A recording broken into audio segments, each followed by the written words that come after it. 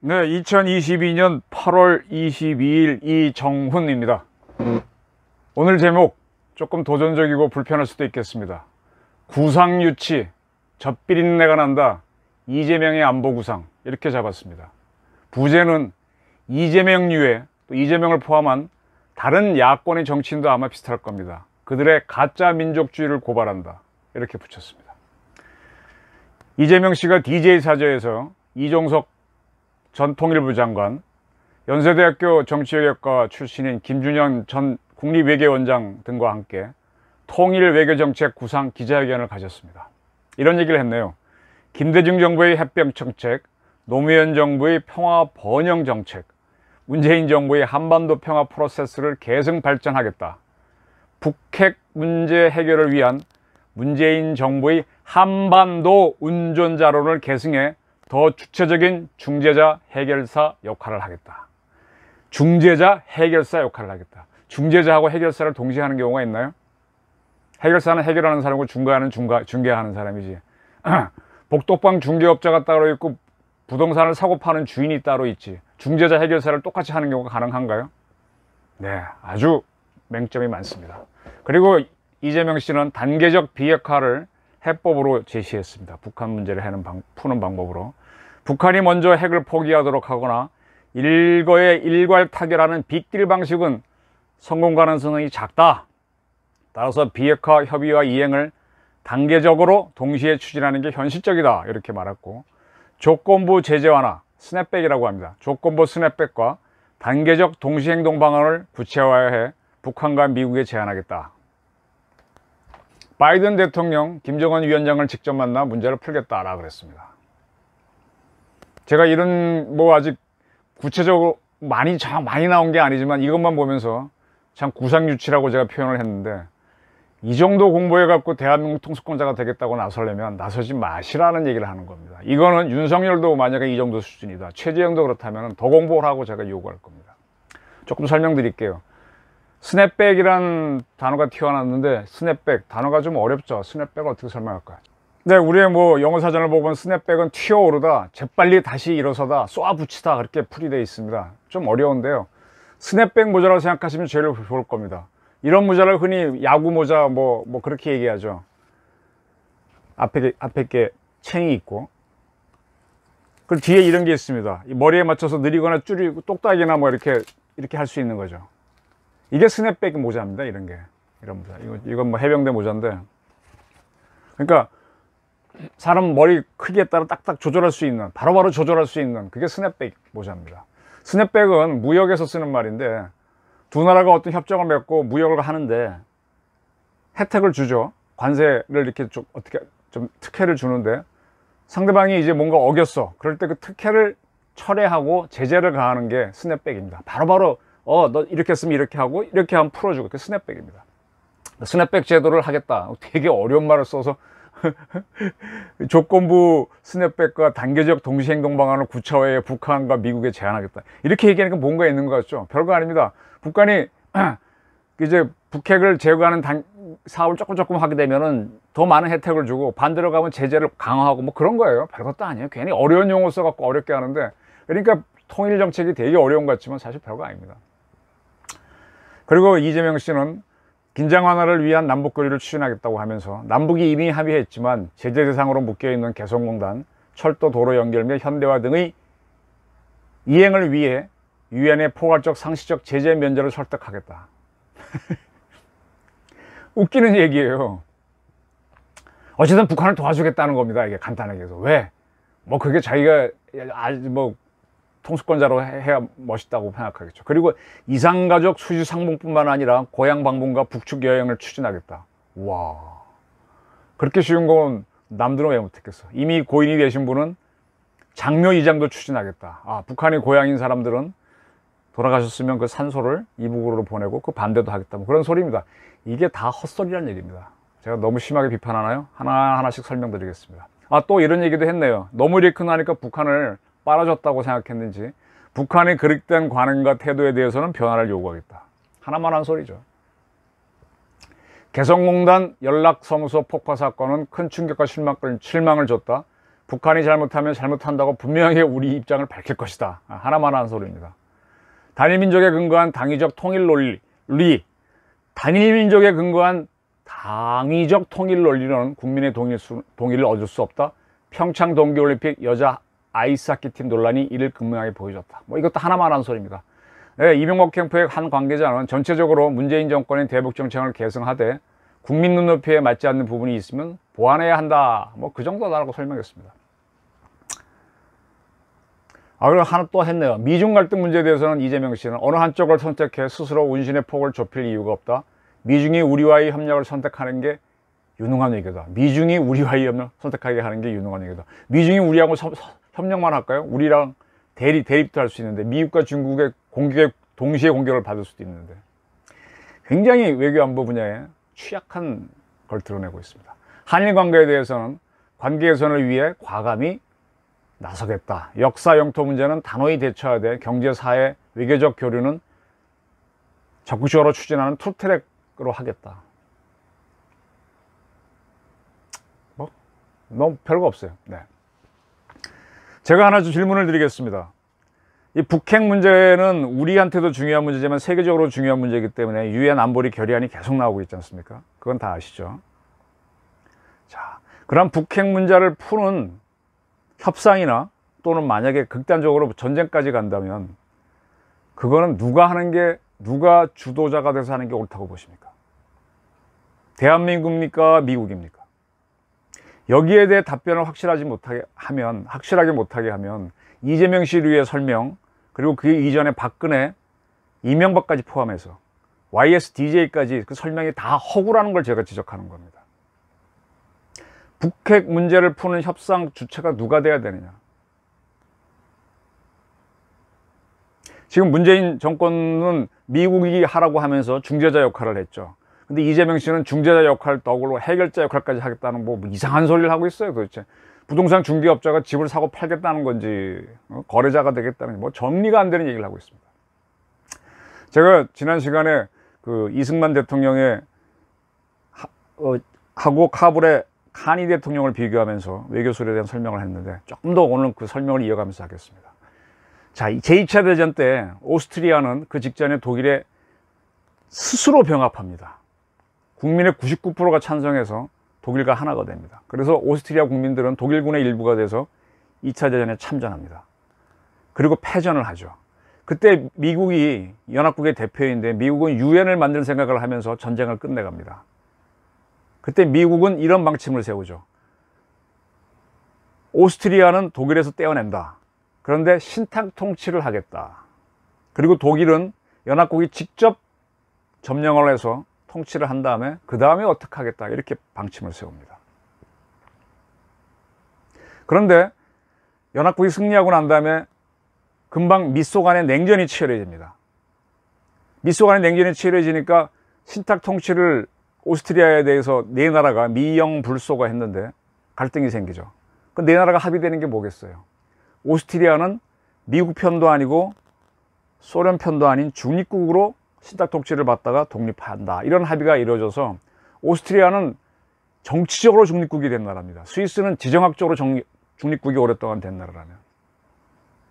그래서 오스트리아는 독립을 하지만은 지금도 그 나라 군대는 10,000명이 안 됩니다. 경찰보다 훨씬 적고요. 공격 무기는 하나도 없습니다. 수송기, 헬기나 갖고 있는 공군이 그런 나라에 해군은 없고 아예 육군도 탱크 같은 거 없습니다. 경찰보다도 하나도 난 게 없어요. 그리고 독일은 이제 미영불소 네 나라가 점령을 했잖아요. 합의해서 이제 이 나라를 어떻게 처리하기로 했는데 합의가 안 됩니다. 냉전 때문에. 그래서 미영불 지역은 합쳐갖고 서독정부를 만들고 동독 지역은 소련 지역은 동독정부를 만들어서 두 개가 분단이 되는 겁니다. 이거와 비교해야 될 게 우리의 운명입니다. 우리는 2차 대전이 나기 전에 일본에 합병됐습니다. 대한민국의 주권자인 순종이 한일 합방에 땅 옥새를 찍어줍니다. 갖다 바쳤죠. 그러한 일본의 일부가 된 상태에서 일본이 2차 대전을 일으켜서 패전으로 갑니다. 미국은 전쟁을 끝내려고 할 때 우리를 일본에서 떼어내기를 했어요. 그리고 우리를 신탁 통치를 한 다음에 그 다음에 어떻게 하기로 했고, 일본은 미국이 단독으로 싸웠으니까 자기네가 점령해서 어떻게 하기로 그런 결정을 하고 들어오게 되죠. 근데 우리 쪽 지역에는 불행히도 소련이 참전해 갖고 소련이 먼저 들어와서 38선 이북은 소련이 점령해서 일본군을 무장해제하고 남쪽은 미군이 늦게 들어와서 무장해제합니다. 따라서 한반도 문제는 신탁 통치를 하는데 미국과 소련이 합의해서 하는 거예요. 그 미국과 소련은 소련이 미국 눈치를 봐서 신탁 통치를 하자는 쪽으로 가려고 합니다. 그럴 때 우리의 김구, 이승만, 그 다음에 인천 김성수 등 우리 민족주의자가 전부 다 반대합니다. 공산주의에 대한 찬성하죠. 여운형 다 찬성하죠. 그게 논란이 붙어갖고 우리는 오스트리아와 달리 신탁 통치를 안 받게 됩니다. 그래서 그럼 어떻게 하냐? 그럼 미국이 유엔을 만들었거든요. 그럼 유엔의 한국 문제를 풀도록 하자. 그래서 유엔이 그래 그럼 신탁 통치협회 니를 단독 정부 세우려면 어떻게 해야 돼요? 공화국이니까 선거를 해서 대표를 뽑고 그 사람들이 헌법을 만들고 정부를 만들어 이렇게 했습니다. 이렇게 해서 정부를 만들기 위해서 선거를 들어가려고 하는데 이 선거에 결사반대한 게 누구냐?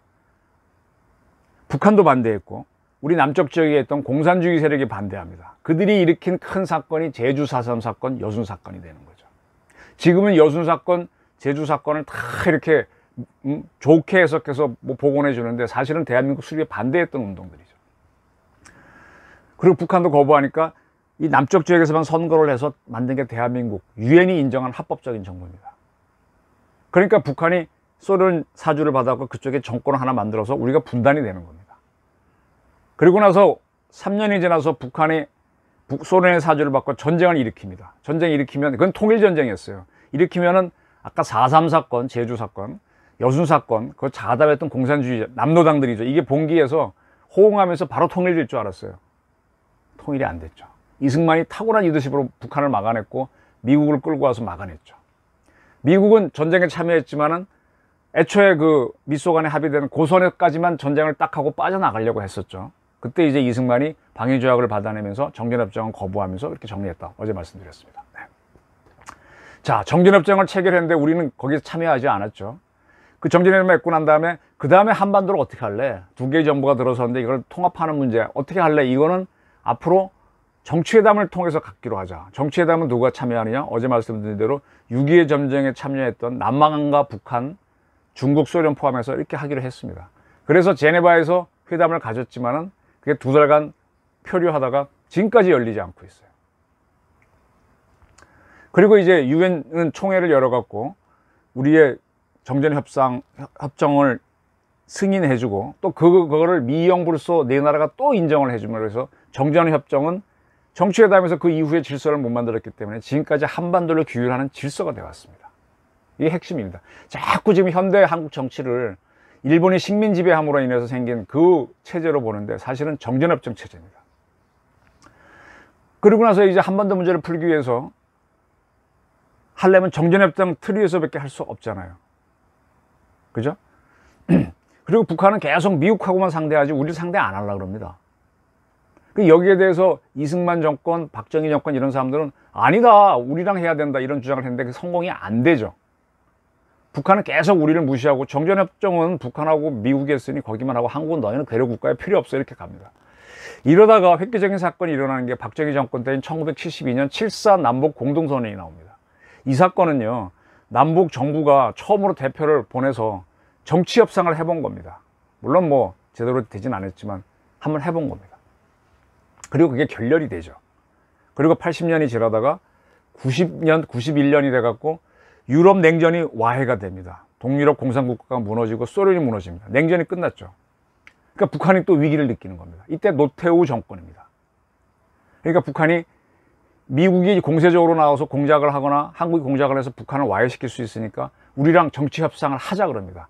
그래서 열리는 게 그 유명한 총리급 회담이고 거기서 나온 게 남북 기본 합의서입니다.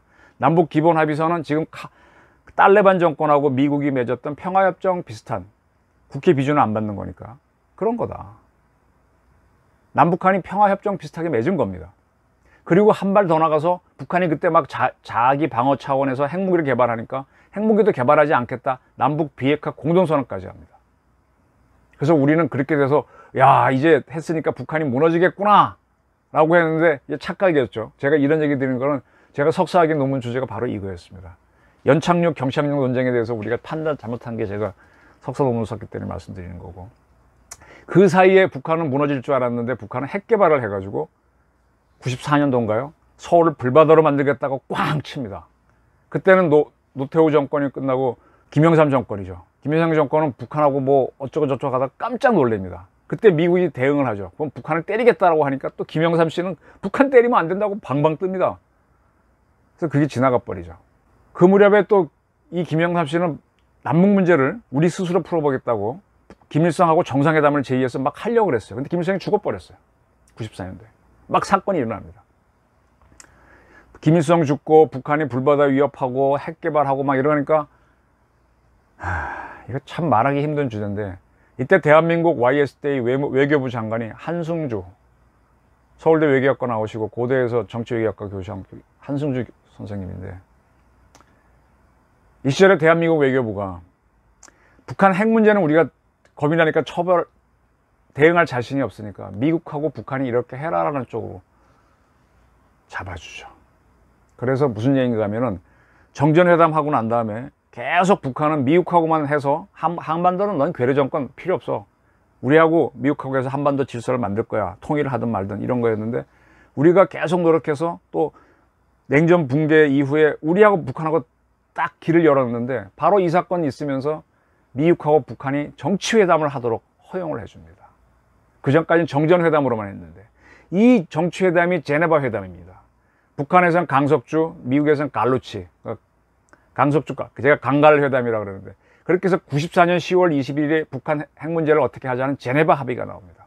그 정식 명칭이 Agreed Framework Between US and DPRK입니다. 기본 합의서죠. Agreed Framework. 이게 남북 기본 합의서도 아마 Agreed Framework일 겁니다. 이게 이제 협정이 되면 뭐 어그리먼트가 됐고, 사실 협정이죠.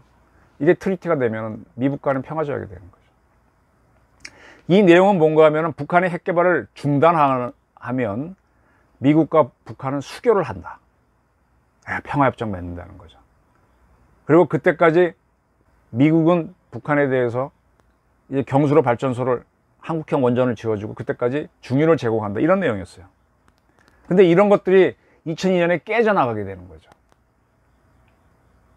그러면 이걸 잘 보셔야 될 게, 어그리드 프레임워크, 제가 어제 탈레반하고 미국이 맺은 것도 어그리먼트, 피스 어그리먼트, 뭐 아프간 뭘 위한 평화 조약, 이렇게 평화 협정, 그런데 비슷한 겁니다. 그러면 북핵 폐기 문제를 놓고 제네바 합의는 미국과 북한이 평화 조약은 기본 조약은 아니지만 평화 협정을 맺은 거로 볼 수 있습니다. 이거는 트럼프 정권이 탈레반과 평화 협정 맺은 것과 거의 비슷합니다, 성격은. 그러니까 이게 뭐냐, 지금 카불 정권이 여기 참여 못했잖아요. 바로 김일성 정권이 여기 끼지 못한 겁니다. 근데도 우리가 안 무너진 건 이승만이 미국과 맺은 한미 상호 방위 조약 때문에. 그러니까 김영삼 씨는 그렇게 민족주의 내세우고 정상회담 추진했던 사람인데, 북한이 핵으로 겁을 주니까 깨갱하고는 이렇게 간 겁니다. 그리고 그 이전에 노태우 씨는 남북이 별개로 가는 기본 합의서 같은 걸 맺어주는 거예요. 그래 놓고 통일하겠다는 건 아이디어가 있었는데 사실은 굉장히 숙고해서 할 문제였죠.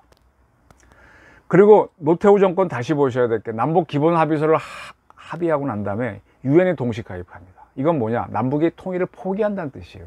별개의 국가, 독립국가로 간다는 뜻입니다. 기본 조약을 맺기 위한 전 단계, 사실 맺어놓고 해야 되는데 거꾸로 한 거죠.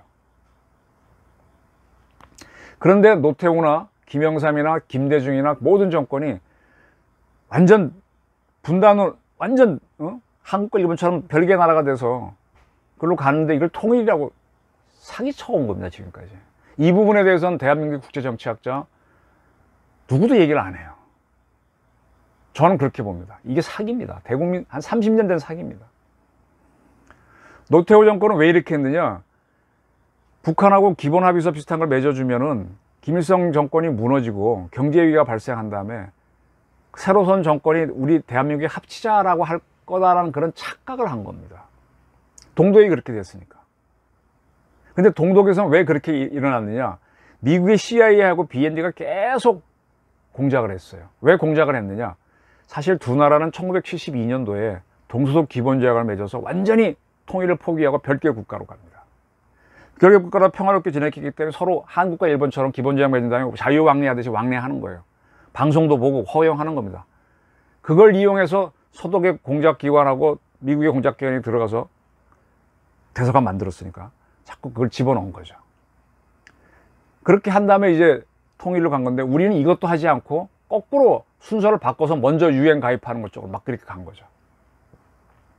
남북 기본합의서 맺으면 자유왕래 열릴 줄 알았는데 열리지 않았고, 거꾸로 북한은 핵을 개발해서 서울 불바다 꽉 공경하면서 우리를 딱 차단하고 미국과 바로 앉으면서 역전의 발판을 만든 겁니다. 근데 그 다음 정권이 누굽니까? IMF로 김영삼 정권 무너지고 나서 DJ 정권이 들어섰는데, 김대중 정부는 남북 기본조약도 체결하지 않았는데 자유왕래 비슷한 남북교류를 마구 추진합니다. 그리고 그걸 통일이라고 주장을 하는 거죠. 사실은 별개 국가가 돼서 한국, 일본처럼 이제 그렇게 지내는 건데 그걸 통일이라고 주장을 했어요. 그게 통일이라면 한일 기본조약 체결 후 한일 교류를 다시 열었는데, 그걸 일본이 우리를 다시 먹었다, 식민지배했다 그래야죠. 일본 입장에서 통일이니까. 계속 이렇게 정치인들이 국민들을 이상한 말로 속였던 겁니다. 통일은요, 간단하게 정의합니다. 두 개의 정부가 하나가 되는 겁니다. 한국 정부, 일본 정부 따로 있으면 통일이 아니잖아요. 남북 정부가 두 개가 있고 자유왕래하면 통일이 아닙니다. 그리고 한 개의 군대가 있어야 돼요. 두 개의 군대가 있으면 안 돼요. 두 개의 검찰이 있어도 안 돼요. 지금 문 정권은 두 개의 검찰을 만들었는데, 통일은 간단하게 뭐냐? 한쪽 군대가 다른 쪽 군대를 무장해제하는 게 통일이에요. 그 과정이 없으면 두 개는 분단입니다. 영원한 평화적으로 지내냐 싸움에 지내냐, 그거 차이뿐이죠. 자, 노무현 정권은 한 발 더 나가서 남북 2차 정상회담하고 북한과 교류를 더 강화합니다. 그러나 그 역시 남북 기본조약을 안 맺고 했어요. 남북한 기본조약, 평화조약을 안 맺고. 이명박 정부 때는 어정쩡하게 가다가 금강산 관광객이 살해되고 천안함 연평도 사건이 일어나니까 북한하고 그나마 있던 대화도 차단됩니다. 박근혜 정권도 이제 잘 못하는데, 근데 박근혜 정권은 북한 대박론을 또 떠들어요. 그럼 북한을 우리가 흡수 통일했을 때, 북한을 경제 부흥시킬 때 대박이 가능하지. 아니면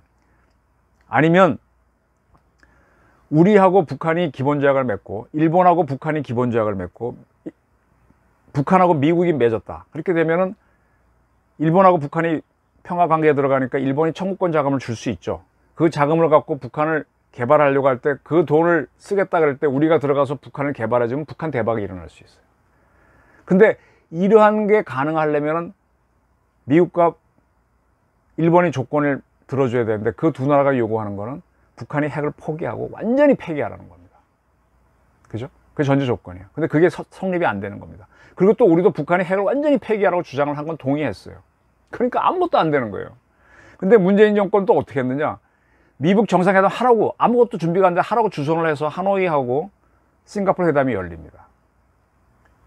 근데 이 회담에서 북한이 제의하는 게 뭐예요? 북한의 핵을 완전한 폐기가 아닌 이미 수명이 다 지난 영변 핵시설을 폐기하겠다. 그러니까 하노이에서 웃기지 마, 너 임마 꼬맹이, 노딜, 이렇게 하지 않습니까? 그러면 이 남북 기본 합의서가 발표가 나가서 그 다음에 불바다 발언으로 미북 제네바 회담이 열리고 지금까지 정상회담까지 열리고 쭉 과정 보게 되면 한반도 문제를 규율한 핵심 당사자는 미국과 북한이 되고, 우리가 한 것 같지만 우리는 완전히 빠져 있었던 겁니다. 우리의 운명을 미국이 결정하도록 넘겨놓고 있었던 거예요. 민족주의자라고 하는 사람들조차도. 그러니까 한반도 운전자론이라는 건 완전히 엉터리고 대국민 사기극이라는 겁니다. 이걸 국제정치학자들이 봐주셔야 되는데 그 얘기는 안 해요. 공무원들은 아는데 또 말을 안 해요. 이재명 씨가 지금 한 회담은 이러한 실수를 또 반복하겠다는 겁니다.